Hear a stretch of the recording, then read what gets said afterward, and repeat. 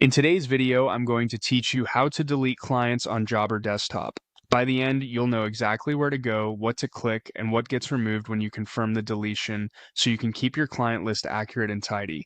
First, open Jobber on your desktop in your web browser. Once you're in your account, look to the left-hand sidebar and select Clients. This takes you to your full client list.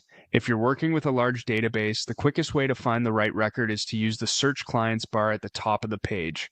Start typing the client's name or company, and Jobber will filter the list in real time.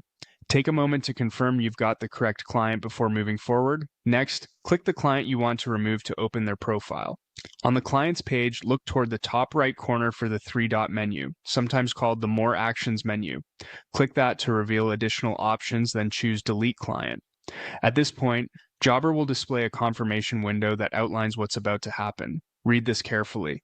Deleting a client doesn't just remove the profile, it can also delete related items tied to that client, such as work you've tracked for them. This action is permanent and can't be undone, so double check that you're removing the right record and that you don't need any of the associated history for reporting or bookkeeping. If everything looks correct and you're sure you want to proceed, click Delete in the confirmation window to finalize. Jobber will remove the client and any linked items listed in the prompt, and you'll return to your client's page with an updated list. That's it. You've successfully deleted a client on Jobber Desktop.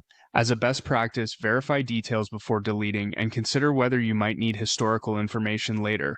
Keeping your list current helps your team stay organized and ensures reports reflect only active, relevant clients.